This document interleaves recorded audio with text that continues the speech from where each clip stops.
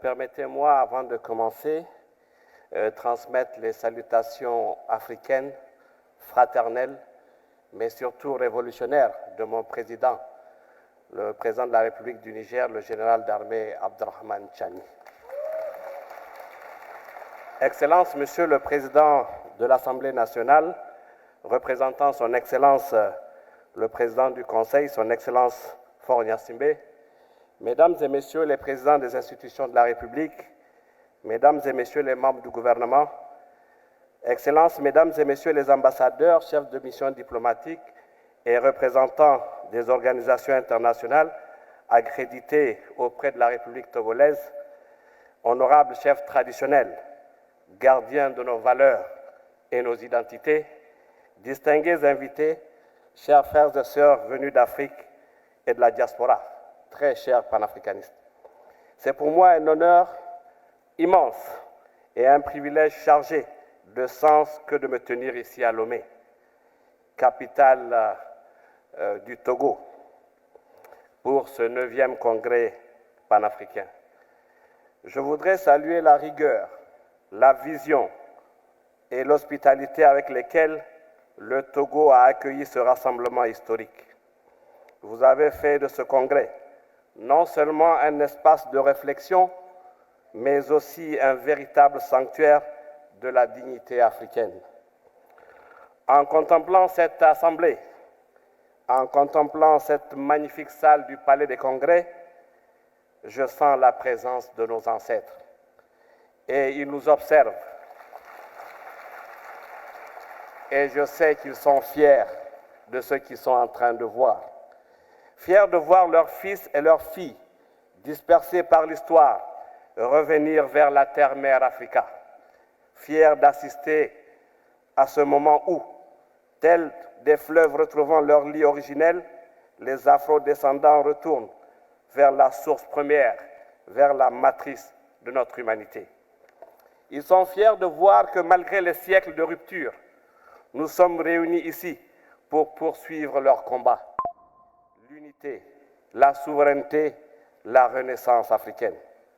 Cheikh Anta Diop, dans la pensée éclair notre marche, nous rappelait ceci. Il n'y a pas de salut en dehors du fédéralisme, pour ainsi parler de l'unité africaine. Aujourd'hui, la Confédération des États du Sahel, AES, en donne la première matérialisation moderne. Le Mali, le Burkina Faso, le Niger ont décidé d'assumer ce que beaucoup n'osaient même pas rêver.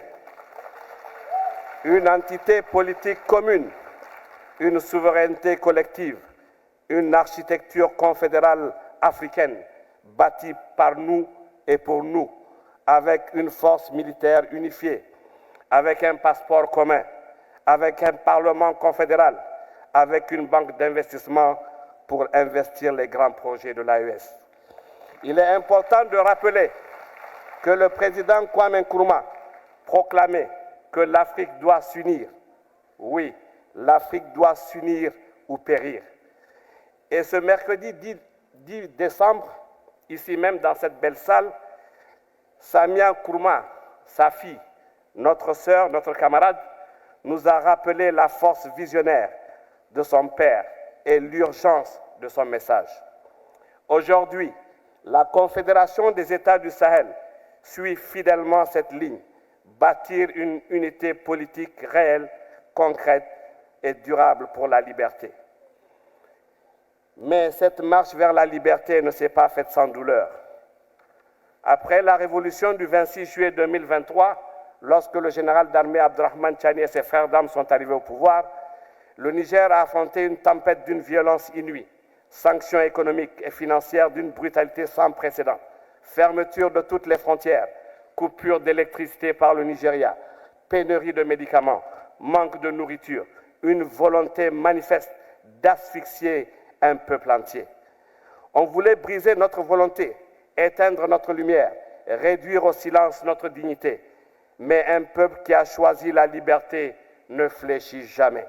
Nous avons tenu, nous avons résisté, nous avons avancé. Et c'est dans ces difficultés c'est dans cette obscurité une étoile a apparu, le Togo. Car il faut le rappeler, le Niger, le Burkina Faso, le Mali sont des pays enclavés. Oui, la Confédération des États du Sahel, AES, est une entité enclavée. Et ainsi, grâce à la vision panafricaniste du président Faure Gnassingbé, grâce à l'engagement du ministre des Affaires étrangères du Togo, le professeur Robert Doucet, le Niger et l'ensemble de l'AES ont trouvé ici un souffle vital, un passage stratégique, un soutien ferme et inébranlable. Ce geste n'était pas diplomatique, il était fraternel. Ce geste n'était pas circonstanciel, il était historique. Ce geste n'était pas symbolique, il était essentiel. Aucun Malien, aucun Burkinabé, aucun Nigérien ne peut et ne doit oublier le soutien ferme, constant, courageux du Togo lorsque nos pays étaient injustement harcelés par la CEDEAO et certains pays. Cette attitude de dignité, de loyauté africaine et de clairvoyance politique restera gravée dans nos mémoires comme un acte de fraternité authentique entre pays frères. Nous sommes profondément reconnaissants. Nous n'oublierons jamais ce geste car c'est cela le panafricanisme véritable, c'est-à-dire la fraternité en action, la solidarité dans les épreuves, la loyauté quand le vent tourne contre nous. Excellences, Monsieur le Président de l'Assemblée nationale, représentant le Président du Conseil, Mesdames et Messieurs, distingués invités, très chers panafricanistes, permettez-moi également de rappeler ici une vérité de grande portée politique. Le premier voyage, c'est-à-dire la première sortie officielle de notre président, le général d'armée Abdrahmane Tchani, après son arrivée au pouvoir le 26 juillet 2023, c'était le Mali, le Burkina Faso et le Togo. Et le seul pays hors AES, je me répète, le seul pays hors AES qu'il a honoré d'une visite fut le Togo. Il fallait venir, il fallait dire merci, il fallait témoigner la reconnaissance du Niger envers cette terre qui n'a pas hésité à tendre la main lorsque beaucoup de pays nous tournaient le dos.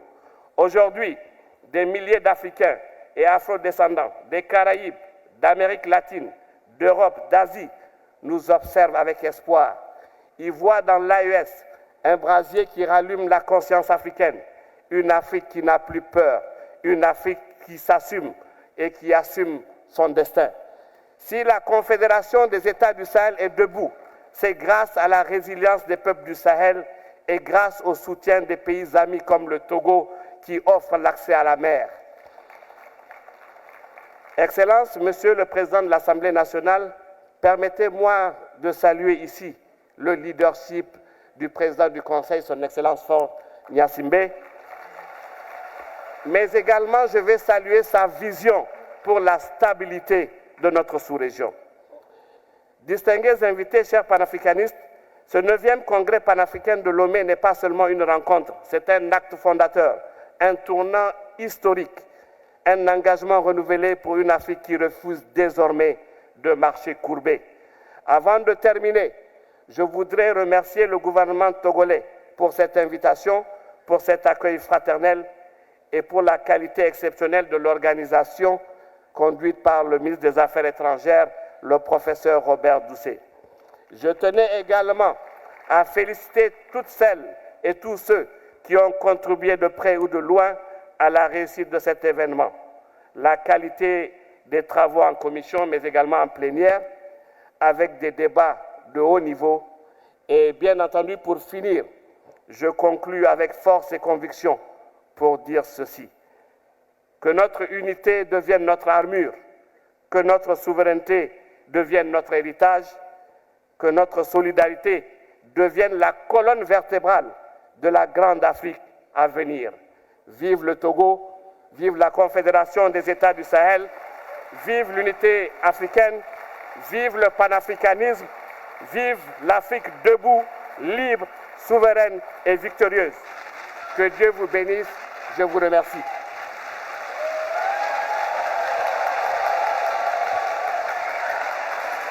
Merci beaucoup, merci beaucoup.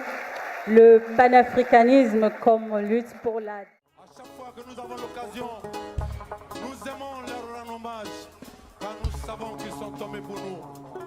Nous disons que si la France n'a pas oublié le général de Gaulle, que si les Américains n'ont pas oublié Martin Luther King, nous n'avons pas le droit d'oublier Thomas Sankara, Patrice Lumumba, Kwame Nkrumah, Jomo Kenyatta, King Rastafari from Ethiopia.